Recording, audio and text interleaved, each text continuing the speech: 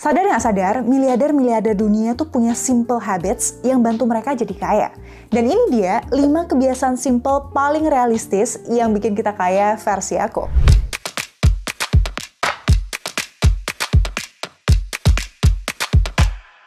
Hai, kabar baik di sini. Semoga di sana juga ya. Beberapa bulan lalu kan aku sempat bikin video 5 hal yang bikin kita susah kaya. Dan lumayan rame ya, thank you. Jadi kali ini aku mau bikin kebalikannya. 5 hal simple yang bantu kita kaya dan pastinya realistis juga ya.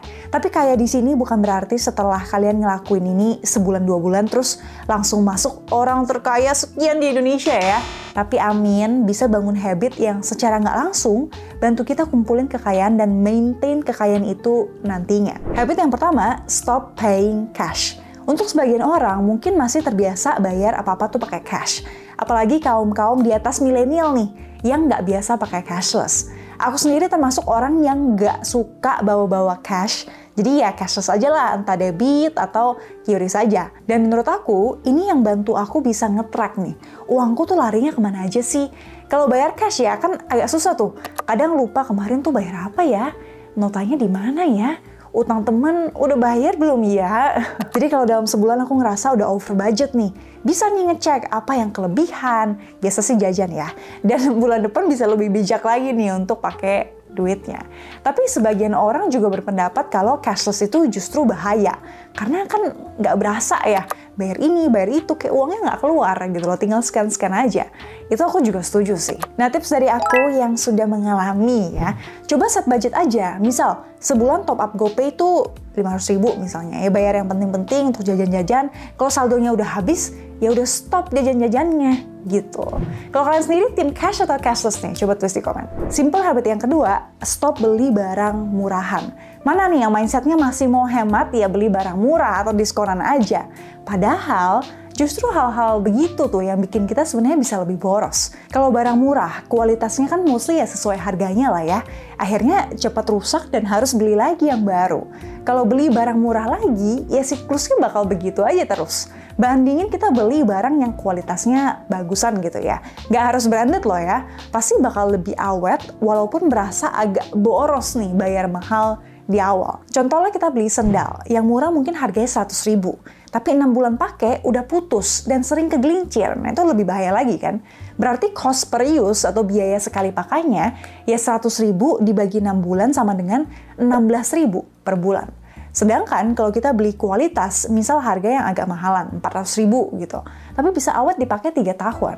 Berarti cost per use-nya 400.000 dibagi 36 bulan sama dengan 11.000 per bulan. Jadi kalau mau hitung mahal atau murah, coba pakai konsep cost per use. Jadi harga barangnya dibagi seberapa sering kita bisa pakai nih sebelum akhirnya rusak atau kita ganti. Disitulah kelihatan barang yang beneran mahal dan barang yang murah. Kemudian barang diskon. Sadar nggak sih kalau lihat barang diskon tuh kita suka ngerasa, ih sayang nih kalau nggak dibeli kan lagi diskon. Padahal barangnya kita nggak butuh-butuh banget. Aku relate banget karena aku juga begitu kadang ya.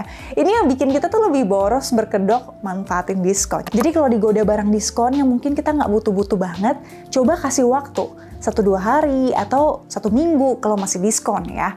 Untuk mikir, bertapa gitu, kita bener-bener butuh nggak sih barang ini?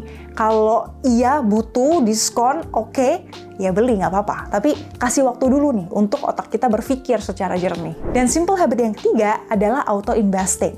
Menurutku hal yang lebih susah daripada mulai investasi itu untuk konsisten rutin investasi tiap bulan atau tiap dapat income. Kadang rajinnya tuh cuma 1-2 bulan, habis itu bolong-bolong deh. Padahal ya, salah satu kunci investasi, apalagi kalau kita nggak punya waktu dan nggak punya ilmu untuk pantengin market, ya nabung rutin untuk jangka panjang aja. Coba ya kita simulasi misalnya pakai reksadana saham Sukorinvest Equity Fund. Kita lihat history price-nya 5 tahun ke belakang, dari tahun 2019 sampai 2023. Kalau kita ambil rata-rata harga dalam 5 tahun itu sekitar Rp2.300 per unit. Nah, kalau kita nabung rutin, beli setiap tahun sekali misalnya, berarti kan harga rata-rata itu adalah cost kita.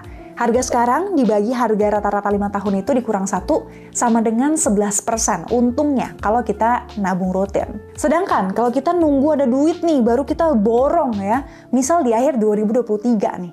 Berarti harga sekarang dibagi harga akhir 2022 kurang 1 sama dengan minus 12%. Malah rugi kalau kita beli di waktu yang salah. Dan kita kan nggak bisa prediksi ya harga untuk aset yang cenderung fluktuatif naik turun kayak reksadana saham atau saham. Jadi nabung rutin aja kuncinya. Dan enaknya sekarang tuh platform-platform investasi rata-rata tuh udah ada fitur auto investing gitu ya. Jadi misal kita setting nih nabung rutin tiap bulan di reksadana. Terus kita connect nih ke akun bank kita yang kerjasama bareng platform itu. Entar saldo tabungan kita bakal langsung kepotong nih buat beli produk yang udah kita tentuin untuk beli rutin itu. Jadi kita udah nggak bakal kelupaan buat investasi. Coba deh kalian cek platform investasi kalian tuh sekarang ada fitur auto investingnya nggak? Kalau ada, let's give it a try. Dan simple habit yang keempat, berani bilang no. Pinjam duit dong, bulan ini gue lagi banyak pengeluaran. Bayarin dulu ya, ntar habis gajian gue ganti deh. Nongkrong yuk, bosen nih. Hidup mah harus nikmatin ya kan? Pinjam motor lu bentar ya, deket kok, nggak boros bensin. Jadi apakah kalian adalah kaum gak enakan yang sering dengar kalimat-kalimat itu? Ya, selamat, makin kita nggak enak nolaknya, mereka bakal makin nyaman minta ke kita. Kalau posisi kita emang lagi banyak lebih sih nggak apa-apa ya. Tapi kalau pas kita juga lagi butuh dan pas-pasan, walaupun nilainya mungkin kecil ya, tapi dikumpulin tuh lumayan juga nantinya. Yang harusnya bisa buat bayar ini, malah jadi pusing sendiri karena nggak enak nolak temen, minjem duit atau ngajak nongkrong. Di sini saatnya kita belajar berani bilang no, tanpa takut dimusuhin atau diomongin sama mereka. Karena menurutku ya, kalau temen malah musuhin atau ngomongin gara-gara kita nolak mereka minjem duit, berarti mereka bukan teman sejati aja dan cenderung toxic. Jadi nggak perlu terlalu kita baperin sih. Terus cara nolaknya gimana kak? Kalau aku sih tim jujur aja ya dibanding ribet nyari-nyari alasan untuk bohong gitu. Jujur aja mungkin emang kondisi kita tuh nggak memungkinkan untuk bantu mereka dulu. Sometimes simple is better kok. Dan simple habit yang kelima, bangun pagi. Kalau orang tua zaman dulu sering ngomel, jangan bangun kesiangan, nanti rezekinya dipatok ayam. Sebenarnya bukan tanpa alasan sih. Karena ada tuh beberapa studi yang menyimpulkan kalau hampir 2 dari 3 CEO sukses itu punya kebiasaan bangun pagi. Termasuk CEO-nya Apple, Tim Cook, Bill Gates, Elon Musk, dan banyak miliarder dunia lainnya. Bahkan sampai ada yang bikinin chartnya seperti ini.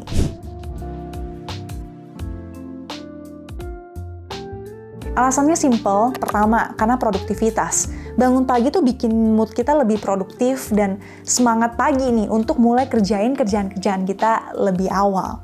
Kemudian, waktu tuh terasa lebih panjang. Kalau kita bangun pagi, mulai kerja lebih awal, otomatis pas kerjaannya selesai ya masih sore atau malam.